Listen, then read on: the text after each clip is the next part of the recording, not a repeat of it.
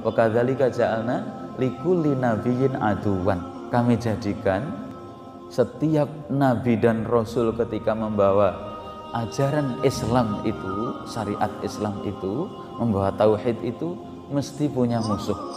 Musuhnya syayatinal insi wal jin. Musuh dari golongan setan insi, setan dari golongan manusia, setan dari golongan jin. Boro-boro 1 juz 10 ayat tidak dibaca, tapi HP Androidnya gila-gilaan, dia sampai tangannya kayak keriting megang HP seperti itu. Itu tanda Allah benci kepada seseorang dijadikan detik-detik waktunya itu dalam perkara-perkara yang tidak ada kualitas.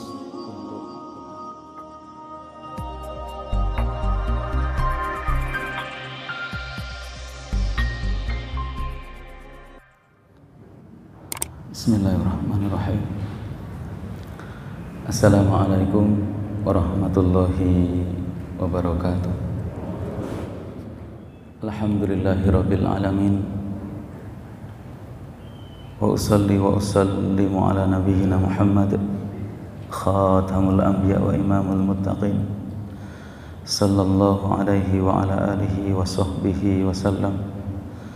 Allahumma inna nas'aluka ilman nafi'a wa rizqan thayyiba wa amalan mutaqabbala. Allahumma 'allimna wanfa'na bima tu'allimuna waj'alna minar rasyidin wa adkhilna bi rahmatika fi 'ibadikas shalihin. Allahumma anta rabbuna la ilaha illa anta khalaqtana wa nahnu 'ibaduka wa nahnu 'ala wa'dika wa wa'dika mastata'na nabu'ulaka bi ni'matika 'alaina wa nabu'u bi dzunubina faghfir lana fa innahu la yaghfiru dzunuba illa anta. Allahumma taqabbal minna salihah a'malina. Para bapak, para ibu, saudara sekalian jamaah salat subuh, a'azzakumullahu, mudah-mudahan Allah memuliakan jamaah semuanya dan yang kami hormati. Perkara yang kita harus ketahui, kita lanjutkan terus sementara untuk menjelang pembahasan keadaan sirah nabawiyah Nabi di Madinah, agar nanti nyambung kenapa mesti harus membuat sebuah negara. Kaidah aminah, basis kekuatan yang dari situ kita memahami perubahan dunia nanti sangat barokah dari Madinah setelah Nabi hijrah. Yaitu kemarin 4 istilah yang wajib kita ketahui di dalam Al-Quran. Pertama, kemarin sudah kita kupas, al-alihah, ilah, kemudian makna andad, nidun, kemudian arbab. Itu semua diartikan kalau terjemahan kita bahasa kita Indonesia semuanya Tuhan, padahal punya karakteristik sendiri-sendiri. Termasuk yang nomor 3 kemarin, baru nomor 3 ingat kami. Nomor 3 arbab juga Tuhan. Nah, di sini spesifikasinya yang harus kita ketahui agar nanti dalam praktek mengamalkan makna ini yang merupakan tuntutan dari rukun la ilaha illallah. La ilaha itu kan rukun, illallahu juga rukun. Jadi rukun ikrar la ilaha illallah itu kan 2. La ilaha rukun pertama, illallahu rukun yang nomor 2. Jadi ini harus dipenuhi. Maksud kami rukun ini jangan sampai cuai, rusak, karena ketika rusak rukun sholatnya tidak sah. Ketika rusak rukun puasanya tidak sah. Ketika rusak rukun-rukun haji yang harus dipenuhi, hajinya tidak sah. Sama, la ilaha illallah miftahul jannah. La ilaha illallah yang merupakan kunci ahlul iman, ahlul tauhid masuk surga, itu juga ada syarat dan rukun yang harus dipenuhi. Nah, di antaranya berkaitan dengan rukun ini, maka kita mereview memperdalam, ini pun tidak salah karena urusan yang lebih penting dan sangat penting dari urusan-urusan penting. Itu al-alihah, al-andad, kemudian al-arbab. Yang ketiga yang harus kita ketahui itu mustalahat itu dalam Al-Quran semuanya. Arbab jamak dari Rabbun. Rabb, misalkan ayat alhamdulillahi rabbil alamin, diartikan juga Tuhan. Terus ada ayat lagi ittakhadu ahbarahum wa ruhbanahum arbaban min dunillah. Ada di zaman Yahudi dan Nasrani ahlul kitab, itu Allah sebutkan di dalam surat At-Taubah, ittakhadhu, mereka para pemeluk ahlul kitab. Ahlun itu pemilik kitab, yaitu kitab dari langit. Yahudi dan Nasrani itu, misalkan Yahudi umat Nabi Musa kitab Taurat, kemudian Nasrani kitab Injil, itu kitab samawat, agama dari langit.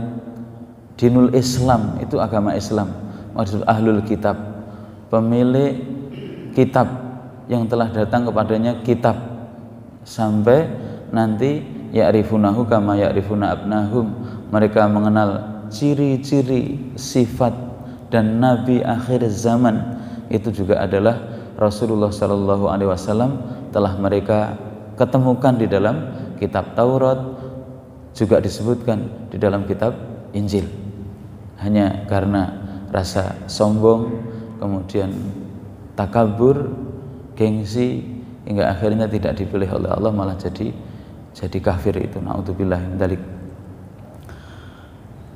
Nah, di dalam Al-Quran dikisahkan ittakhadhu ahbarahum wa ruhbanahum arbaban. Lagi-lagi ada kata-kata arbab, jamak dari Rabb. Itu diterjemahan juga kata-kata Tuhan. Hanya dari sisi tauhidnya, ittakhadhu, para pemeluk ahlul kitab zaman Yahudi, zaman Nasrani, sebelum Rasulullah diutus jadi Rasul, dalam ritual praktek konstitusi keagamaannya, itu dalam ritual mempraktekkan syariat Taurat dan Injil, itu para pemeluknya ittakhadhu ahbarahum wa ruhbanahum arbaban min dunillah.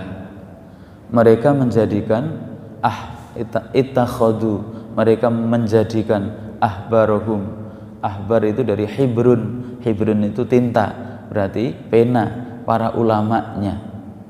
Mereka menjadikan tokoh-tokoh agamanya, ulamanya, waruhbanahum, ruhban ahlul ibadah, tokoh agama dalam perspektif ibadahnya kuat, ketokohannya, kealimannya, dan para ulama-ulamanya dan ahlul ibadahnya yang kuat dari agama Yahudi dan Nasrani itu arbaban min dunillah.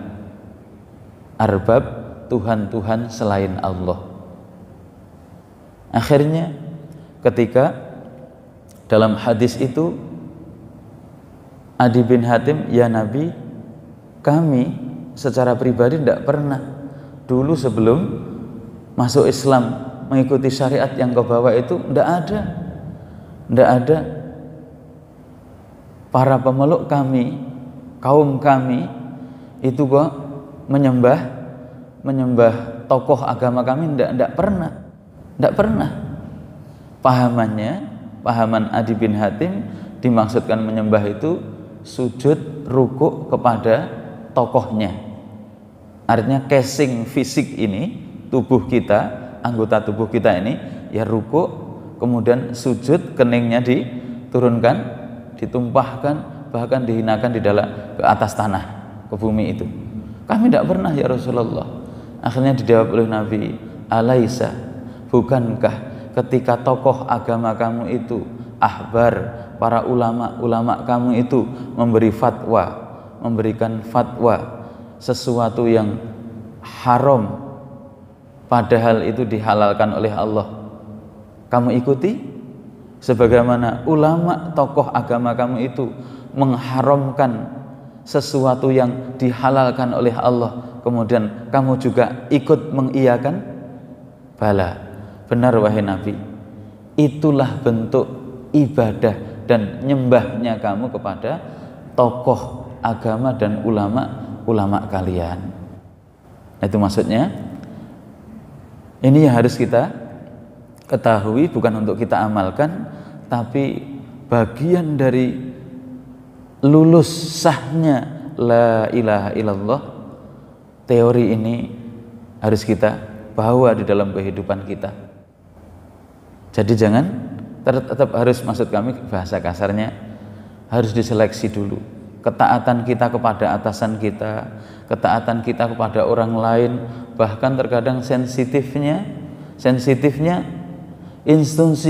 institusi agama, keulamaan, ketokohan yang disebut para tokoh-tokoh yang besar itu terkontaminasi karena mendapatkan sedekah, amplop, salam tempel dari penguasanya, akhirnya kan memberikan fatwa yang kadang ngikuti sesuatu yang bertentangan dengan Al-Quran dan Sunnah.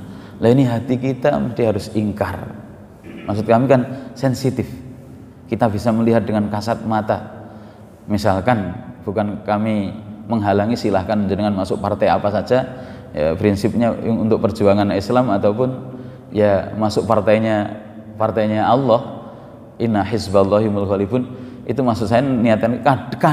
Kadang konstitusi atau institusi kelembagaan keilmuan Al-Quran, ketokohan ulamanya itu dengan murahnya karena dapat sedekah dari penguasa, akhirnya nyari-nyari dalil untuk membenarkan agar masuk partainya. Itu yang sensitif. Berarti kalau kita taat kayak ini tadi, menjadikan ketaatan fatwa yang bertentangan dengan Al-Quran dan Sunnah, kemudian kita mengikuti, itu bentuk rukuk sujud kita. Dalil yang nomor 2 ada di dalam surat Al-An'am. Wala ta'kulu mimma lam yudhkarismullah. Wahai orang mukmin, kamu jangan makan daging yang tidak disembelih dengan menyebut Bismillahirrahmanirrahim, dengan nama Allah. Nyembelih itu kan ibadah. Kemudian nawaitu di dalam hatinya dipersembahkan kepada, bukan untuk Allah, padahal ini ibadah. Adzabhu, penyembelihan itu ibadah. Maka Idul Adha itu ibadah yang paling agung adalah menumpahkan darah, menyembelih hewan untuk kurban, untuk takarrub, untuk mendekatkan pada Allah. Penyembelihan hewan kurban itu. Lah ketika seseorang menyembelih tidak disebut dengan asma Allah, wala ta'kulu, kamu jangan makan daging yang disembelih tanpa menyebut nama Allah. Wa innahu lafiskun, itu perbuatan fasik karena kamu makan daging yang haram. Nah, itu ayatnya. Wala ta'kulu amwalakum mimma lam yudhkarismullah fa innahu lafiskun. Hanya wa inna syayatina la yuhuna ila awliyaihim liyujadilukum. Setan itu membisik-bisikkan, la yuhuna ila awliyaihim. Setan itu menggelitik, membisikkan. Ini senjata setan. Dan kita harus waspada, dan termasuk saya juga. Kita tidak pernah selamat sejak ikrar asyhadu alla ilaha illallah wa asyhadu anna muhammadar rasulullah wa asyhadu anna muhammadan abduhu wa rasuluh. Di dalam tasyahud kita setiap sholat itu, sejak kita mengikrarkan la ilaha illallah Muhammad Rasulullah, itu medannya ujian dan ujian sampai kita mati. Kami ingatkan, sejak kita ikrar la ilaha illallah Muhammadur Rasulullah dalam setiap sholat kita, setelah itu akan datang ujian dan ujian dan ujian sampai kita sakaratul maut. Itu makanya di antara permainan setan nanti luas sekali dalam ayat hubungan arbab yang harus kita jauhi. Setan menggeliti kepada wa inna syayatina la yuhuna ila auliyaihim. Setan menggelitik, membisik. Itu bahayanya bisikan setan. Maka kita diperintah, sudahkah kita konsentrasi dan perhatian terhadap lintasan hati dan goresan hati yang buruk. Qul a'udzu birabbin nas, malikin nas, ilahin nas, alladzi yuwaswisu fi sudurin nas minal jinnati wan nas. Dari setan golongan jin yang tidak kelihatan, ataupun juga setan manusia yang perkataannya, perbuatannya bahkan bisa menyihir, kadang menggelincirkan iradah hati kita secara tidak sadar. Nah, setan dalam urusan ini biar orang itu berbuat fasik yang nanti sampai syirik. Wa inna syayatina la yuhuna ila auliyaihim. Setan la yuhuna, membisikkan, memberikan wahyu ilham kepada para pengikutnya. Pengikutku, manusia, tanya fatwanya Muhammad itu, ajaran syariatnya Muhammad itu. Aneh kan? Masa daging itu tidak daging yang disembelih oleh Allah dengan pisau emasnya. Setan kan membuat kata-kata itu bisa menyihir. Coba renungkan, logika kamu pakai hewan yang disembelih langsung oleh Allah dengan pisau emasnya, mati tanpa disembelih oleh makhluknya, oleh manusia, malah diharamkan, sementara hewan yang dibolehkan dimakan adalah hewan yang harus lewat sembelihan tangan mereka. Setan membisikkan logika itu. Bangkai, maksud kami kan bangkai haram, maitah, bangkai itu kan haram. Nah, itu bahasanya setan. Wahai manusia, coba hewan yang langsung disembelih oleh Allah, maksudnya dimatikan langsung oleh Allah jadi bangkai tanpa disebut asma Allah, itu malah tidak boleh dimakan, sementara yang dibolehkan dimakan harus hewan lewat sembelihan tangan mereka sendiri. Ini berarti kan dia mengungguli dan mengagungkan selain Allah syariatnya Muhammad ini. Wa inna syayatina la yuhuna ila auliyaihim. Setan menggelitikkan, membisikkan agar logikanya dimainkan. Namanya bangkai itu kan hewan yang langsung disembelih oleh Allah, dengan takdir Allah dimatikan oleh Allah. Kok diharamkan, sementara yang dihalalkan, yang boleh dimakan malah harus sembelihan lewat tangan dia? Tinggi mana antara Allah dengan manusia? Ini ajaran syariat Muhammad ini keliru. Wa inna syayatina la yuhuna ila auliyaihim. Setan menggelitik, memainkan logika manusia agar mendebat itu. Akhirnya ujung ayat dalam surat Al-An'am itu, wa in ata'tumuhum, ayat 9, wa in ata'tumuhum innakum lamusyrikun. Kalau kamu mentaati ideologinya setan yang dibisikkan kepada kamu itu, benar-benar pasti kamu akan jatuh kepada kesyirikan. Gitu. Jatuh kepada syirik, mentaati sesuatu yang sudah dihalalkan oleh Allah disuruh mengharamkan. Sesuatu yang sudah haram di dalam syariat Rasulullah, setan memainkan agar dihalalkan. Wong itu sembelihan Allah. Kan logika masuk, akal kita masuk. Wong bangkai itu langsung Allah yang menyembelih tanpa disembelih oleh makhluk. Wa in ata'tumuhum innakum lamusyrikun.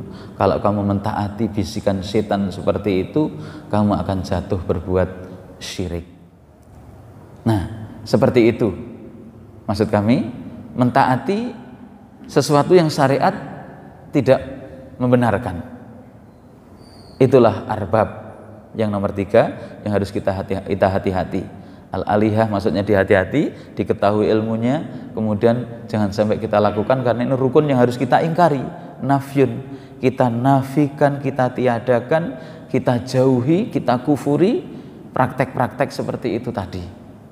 Alihah, andat, arbab, kemudian yang terakhir yang harus kandungan la ilaha itu mengandungi pengingkaran terhadap 4. Yang keempat adalah makna apa itu at-tauhid, Yang ini juga sensitif, tapi wajib harus kita ketahui. Itu wajib kita ketahui. Daripada nasib jadi bubur, sakaratul maut baru terbelalak. Tauhid.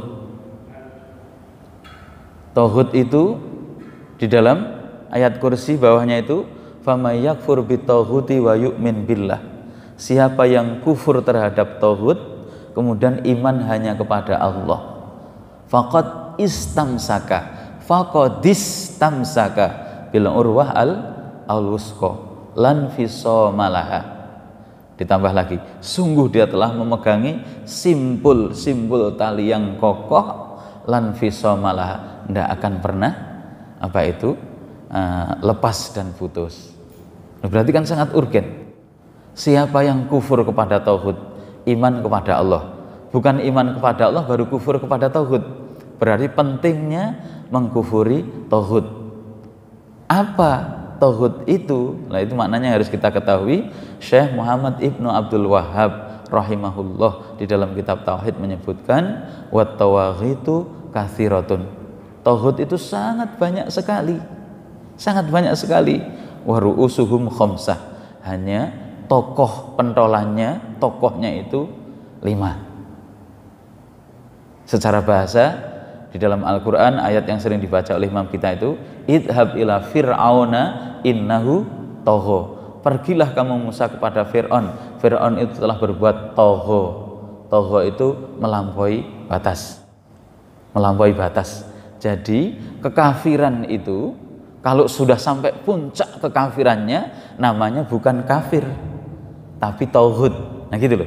Jadi kalau orang kafir belum tentu tauhid, tapi kalau sudah status tauhid pasti kafir. Nah, itu bedanya. Karena melampaui batas. Kekafiran yang sudah sampai full melampaui batas kekafiran biasa, kufur kekafirannya, namanya bukan kafir lagi. Namanya adalah tauhid. Berarti tauhid itu mesti kafir, sebagaimana kafir amalan kekafiran belum tentu sampai derajat tauhid.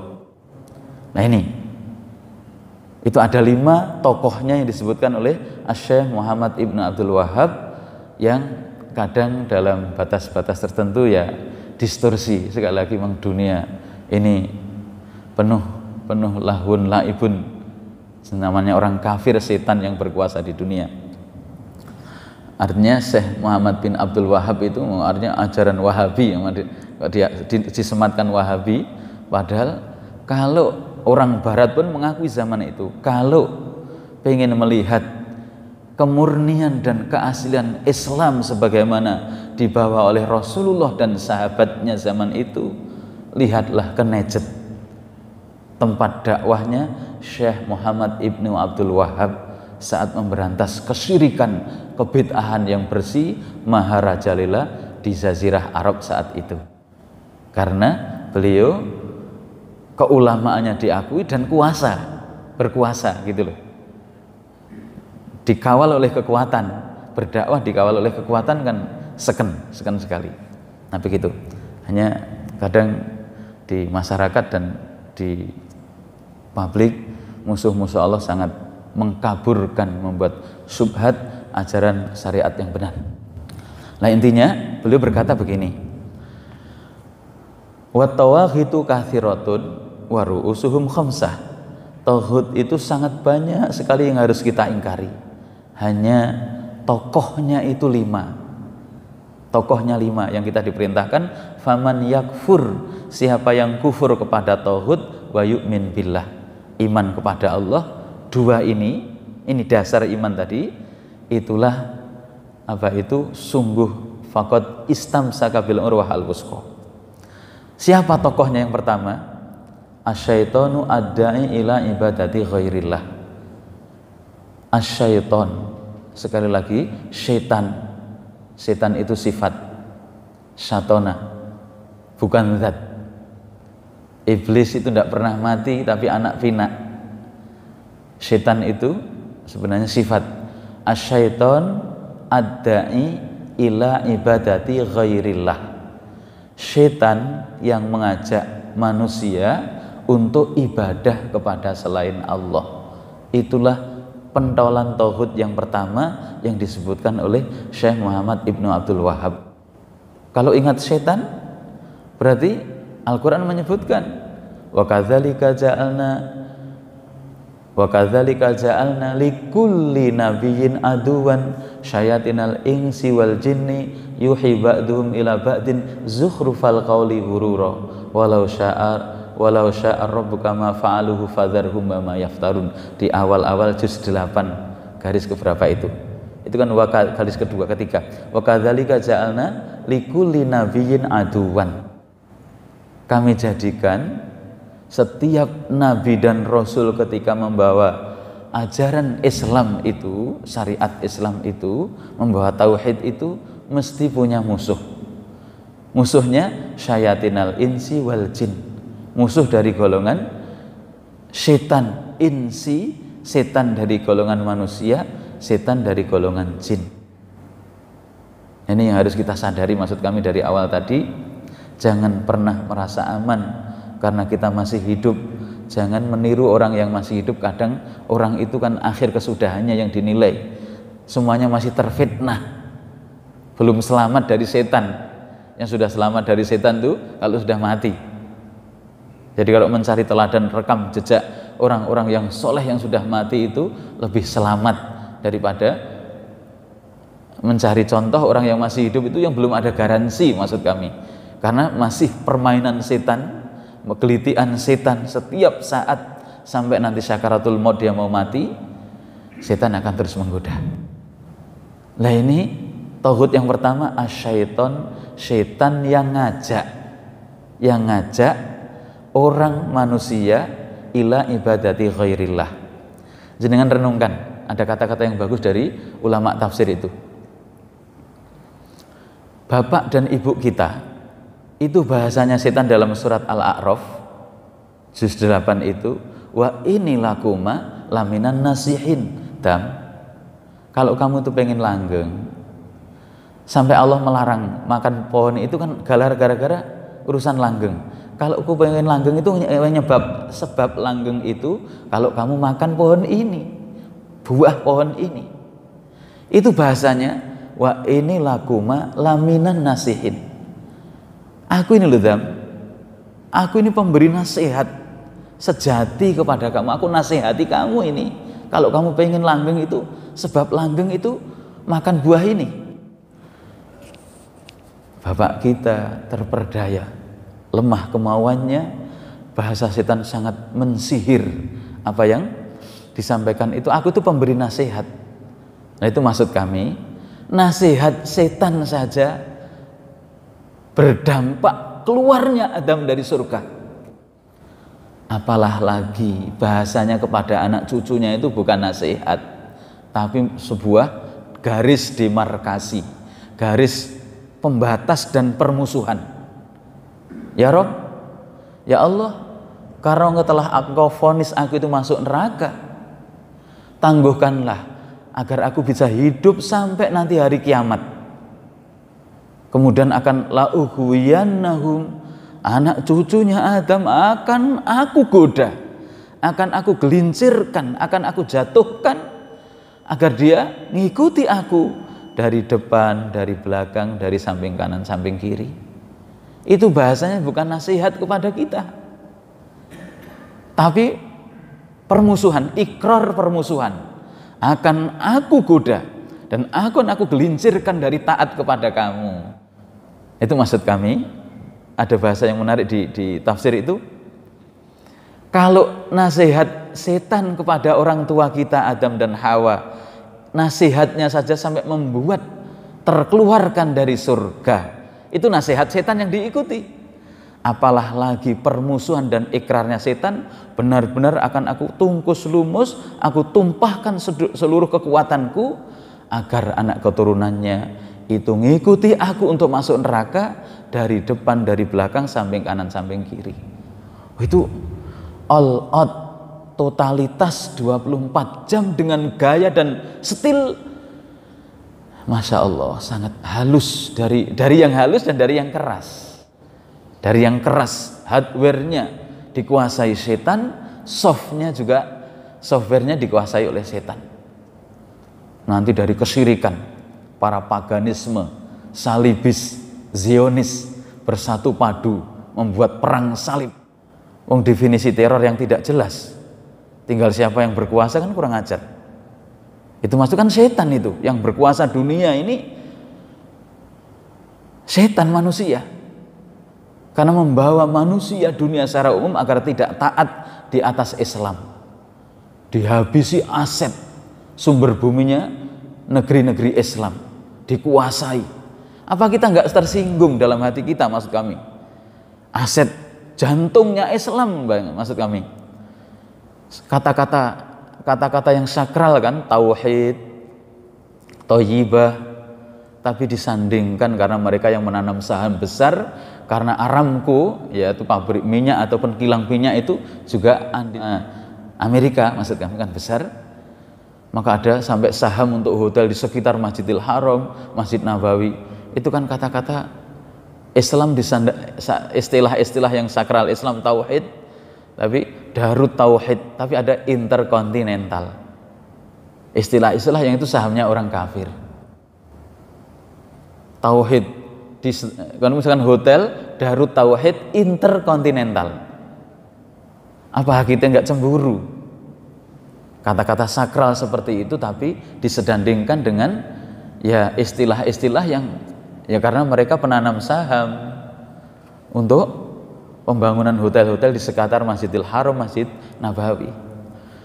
Itu maksud kami kalau kita konteks global, setan durjana yang mengajak manusia agar ibadah kepada selain Allah ini, sebagaimana kita punya nurani juga perang salib modern ini memerangi umat Islam.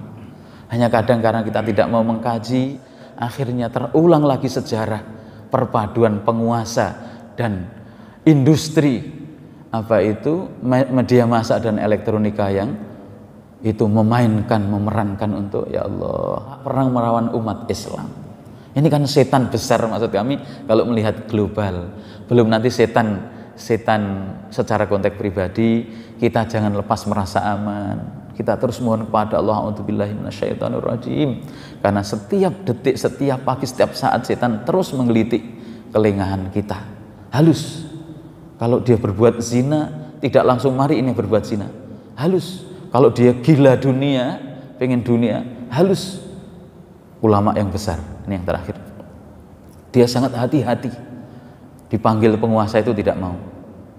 Gara-gara ini undangannya bukan jadi pejabat, qadhi jadi hakim, tapi Syekh tolong diajari ngaji anak kami. Dipikir, oh ngajar ngaji, baik ini. Akhirnya mau datang ke istana ngajar ngaji.